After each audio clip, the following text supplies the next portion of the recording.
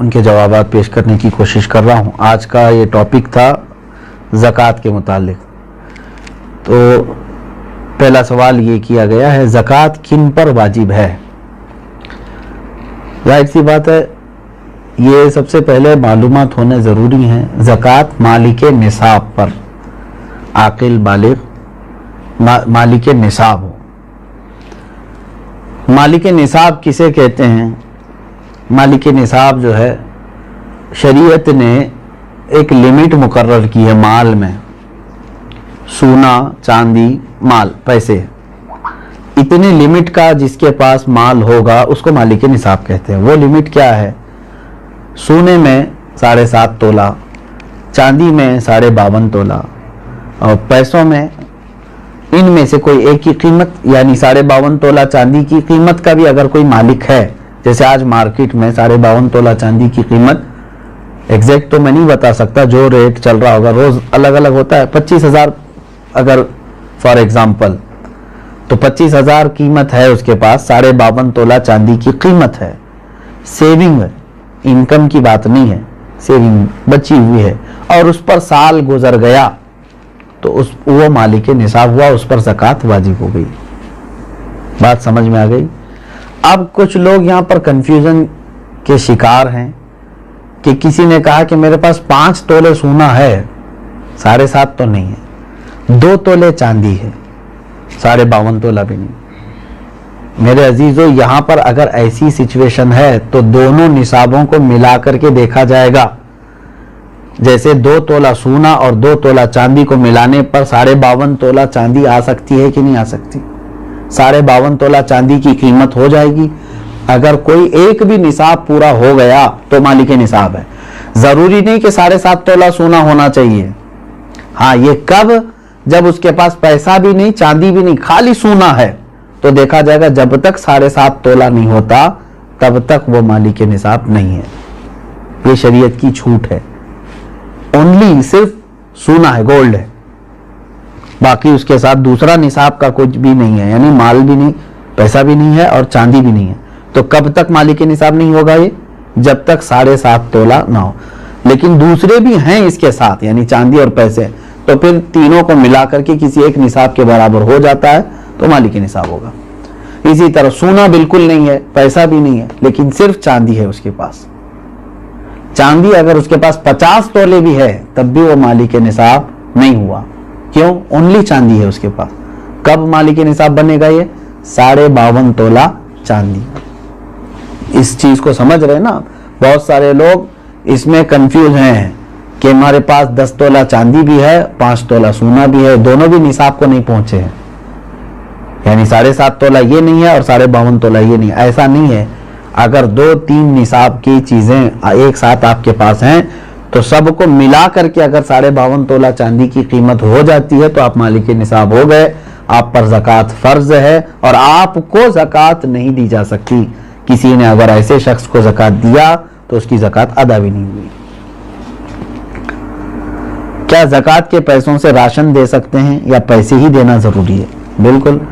جس مستحق کو، یعنی جس کو زکوٰۃ دینا ضروری ہے، وہ 8 قسم کے لوگوں کا ذکر قرآن پاک میں آیا ہے، جس میں سے آج 5 لوگ پائے جاتے ہیں.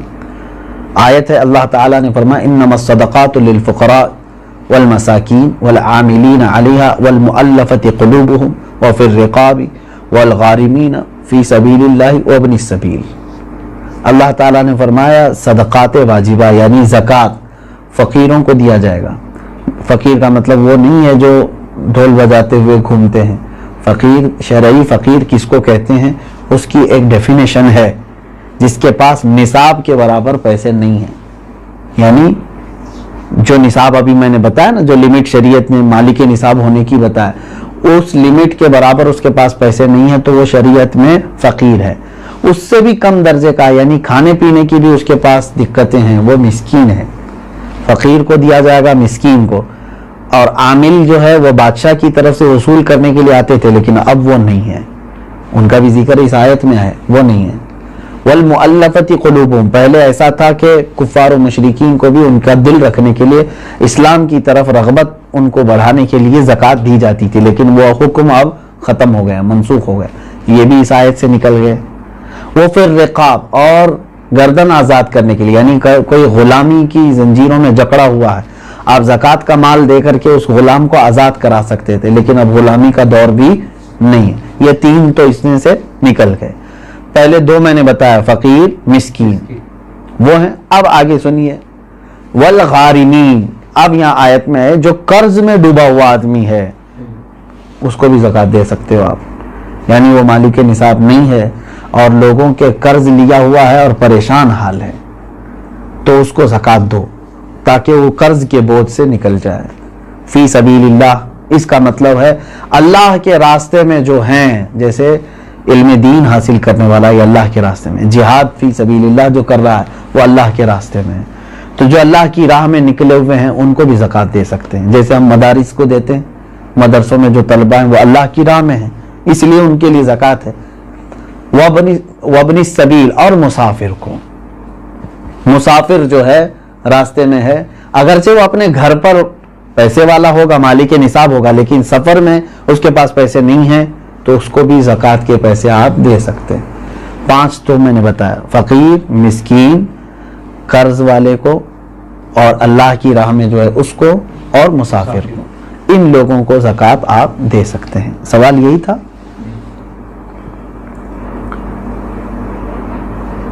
سوال یعنی جن لوگوں کو زکوٰۃ دینا ہے, میں نے یہی کہا تھا کہ ان کو چاہے تو آپ پیسہ دیں, چاہے تو ان کی ضرورت کا سامان دیں, جائز ہے, لیکن ان کو مالک بنانا ہوگا آپ کو.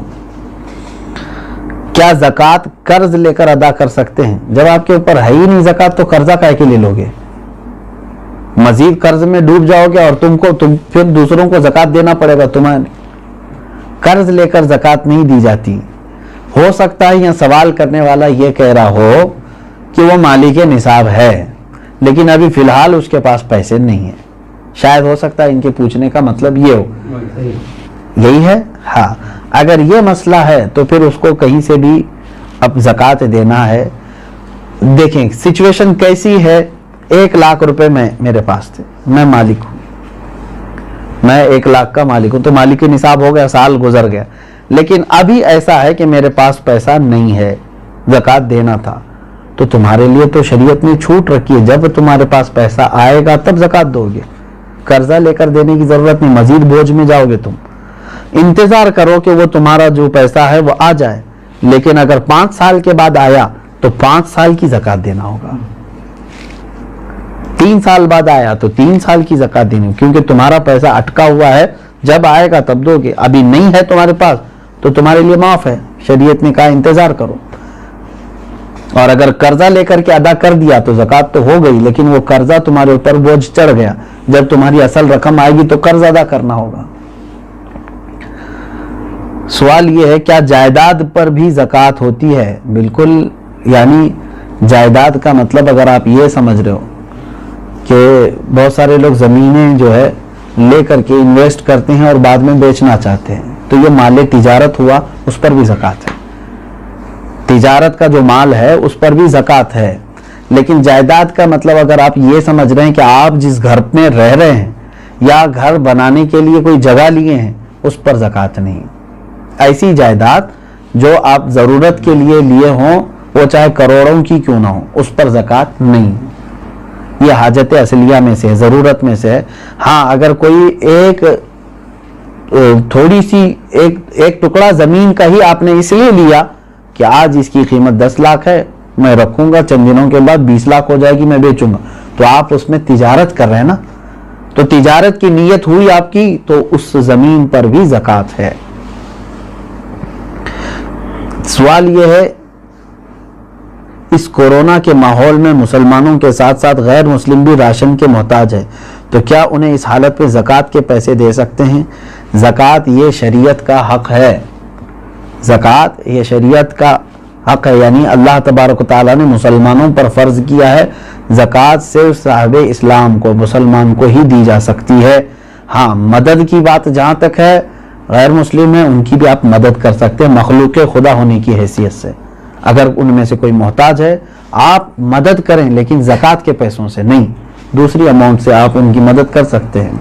میں مدد کی ممانعت کی بات نہیں کر رہا ہوں کہ مدد نہیں کر سکتے کسی، اسلام تو مدد کرنے کا حکم دیتا ہے، لیکن زکوٰۃ چونکہ پرٹیکولر ایک یہ ہمارے مذہبی حصہ ہے تو یہ صرف اس وقت ہی ادا ہوگی جب آپ مسلمان کو دیں گے۔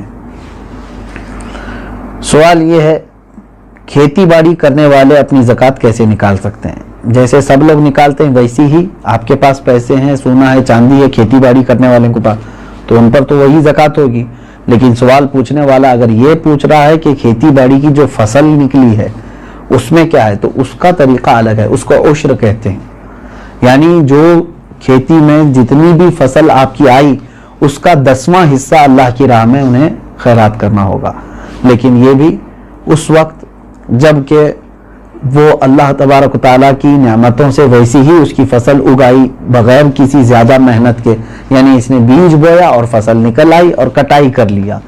لیکن ایک ہوتا ہے آپ کے کھیتی باڑی کرنے والے کے لیے بورنگ کیا ہے، پانی کی پائپ لائن چھوڑا ہے اور اس کے بعد کھاد ڈالا ہے، اس میں محنت کیا ہے، تو محنت کر کے جو فصل آئی تو اس میں 20واں حصہ دے گا، 10واں نہیں، یعنی 5% اپنی پوری فصل کا 5% اللہ کی راہ میں وہ دے گا، اس کو کہتے ہیں وہ عشر والے مسائل ہیں۔